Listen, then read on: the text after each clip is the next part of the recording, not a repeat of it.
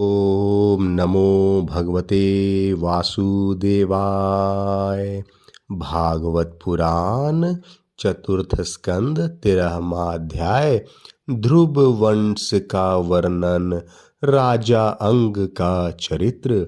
श्री सूत जी कहते हैं, शौनक जी, श्री मैत्रेय मुनि के मुख से ध्रुव जी के विष्णु पद पर आरूढ़ होने का वृतांत सुनकर विदुर जी के हृदय में भगवान विष्णु की भक्ति का उद्रेक हो आया और उन्होंने फिर मैत्रेय जी से प्रश्न करना आरंभ किया। विदुर जी ने पूछा, भगवत परायण मुने, ये प्रचेता कौन थे? किसके पुत्र थे? किस वंश में प्रसिद्ध थे और इन्होंने कहाँ यज्ञ किया था? भगवान के दर्शन से कृतार्थ नारद जी परम भागवत हैं, ऐसा मैं मानता हूँ। उन्होंने 5 रात्र का निर्माण करके श्री हरि की पूजा पद्धति रूप क्रिया योग का उपदेश किया है। जिस समय प्रेचितगण स्वधर्म का आचरण करते हुए भगवान यज्ञेश्वर की आराधना कर रहे थे, उस समय भक्त प्रवर नारद जी ने ध्रुव का गुणगान किया था। ब्राह्मण उस स्थान पर उन्होंने भगवान की जिन जिन लीला कथाओं का वर्णन किया था, वे सब पूर्ण रूप से मुझे सुनाइए। मुझे उनके सुनने की बड़ी इच्छा है। श्री मैत्रेय जी ने कहा, विदुर जी, महाराज ध्रुव के वन चले जाने पर उनके पुत्र उत्कल ने अपने पिता के सार्वभौम वैभव और राज सिंहासन को अस्वीकार कर दिया। वह जन्म से ही शांत चित्त, आसक्ति शून्य और समदर्शी था तथा संपूर्ण लोकों को अपनी आत्मा में और अपनी आत्मा को संपूर्ण लोकों में स्थित देखता था। उसके अंतःकरण का वासना रूप मल अखंड योग अग्नि से भस्म हो गया था, इसलिए वह अपनी आत्मा को विशुद्ध बोध रस के साथ अभिन्न आनंदमय और सर्वत्र व्याप देखता था। सब प्रकार के भेद से रहित प्रशांत ब्रह्म को ही वह अपना स्वरूप समझता था तथा अपनी आत्मा से भिन्न कुछ भी नहीं देखता था।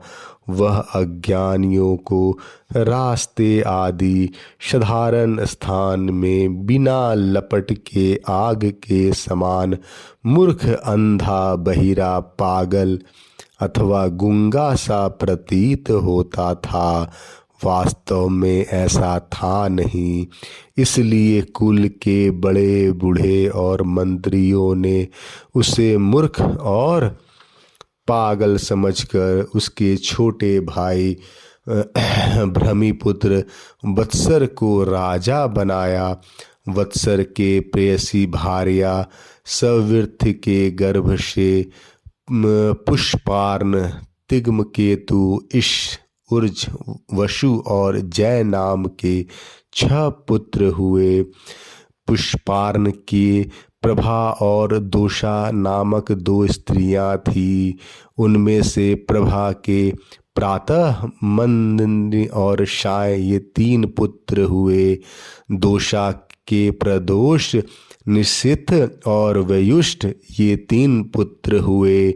वयुष्ठ ने अपनी भार्या पुष्करणी से सर्वतेजा नामक पुत्र उत्पन्न किया। उसकी पत्नी आकुति से चक्षु नामक पुत्र प्राप्त हुए। चाक्षुष मनवंतर में वही मनु हुआ। चक्षु मनु की स्त्री नडवला से पुरु कुत्स चित्र त्रित धुम्न सत्यवान ऋत व्रत अग्निहोष्टम अतिरात्र प्रद्युम्न शिवी और उल्मुख, ये 12 सतगुणी बालक उत्पन्न हुए। इनमें उल्मुख ने अपनी पत्नी पुष्करणी से अंग, सुमना, ख्याति, क्रतु, अंगिरा और गय ये 6 उत्तम पुत्र उत्पन्न किए। अंग की पत्नी सुनीता से क्रूर कर्मा वेन को जन्म दिया, जिसकी दुष्टता से उद्विग्न होकर राजर्षि अंग नगर छोड़कर चले गए थे। प्यारे विदुर जी, मुनियों के वाक्य वज्र के समान अमोघ होते हैं। उन्होंने कुपित होकर वेन को शाप दिया और जब वह मर गया तब कोई राजा न रहने के कारण लोक में लुटेरों का द्वारा प्रजा का बहुत कष्ट होने लगा।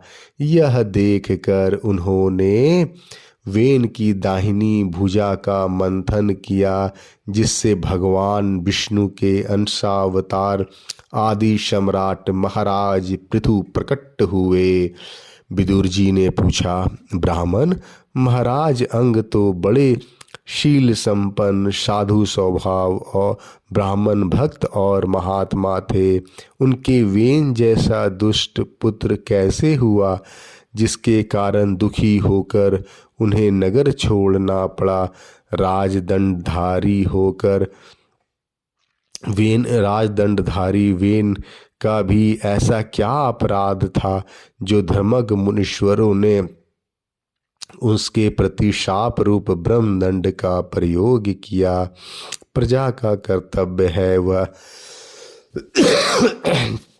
कि वह प्रजापालक राजा से कोई पाप बन जाए तो भी उसका तिरस्कार न करे, क्योंकि वह अपने प्रभाव से 8 लोकपालों के तेज को धारण करता है।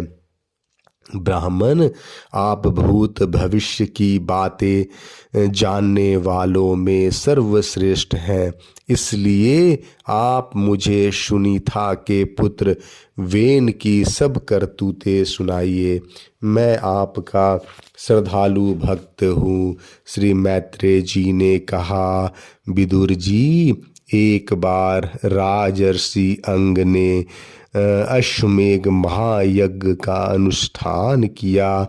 उसमें वेदवादी ब्राह्मणों के आवाहन करने पर भी देवता लोग अपना भाग लेने नहीं आए।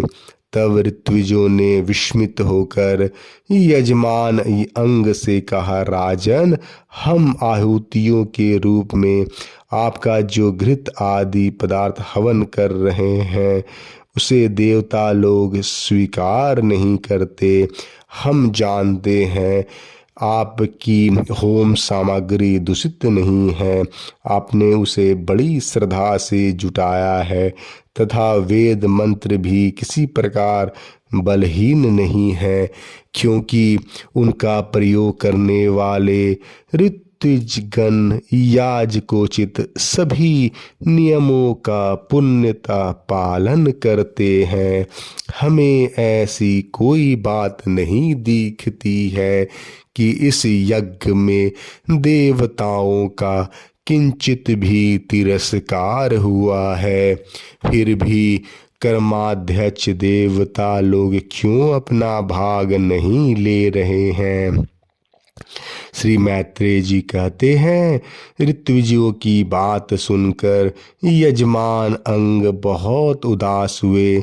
तब उन्होंने याजकों की अनुमति से मौन तोड़कर सदस्यों से पूछा, सदस्यों, देव लोग आवाहन करने पर भी यज्ञ में नहीं आ रहे हैं और न सोम पात्र ही ग्रहण करते हैं। आप बतलाइए, मुझसे ऐसा क्या अपराध हुआ है?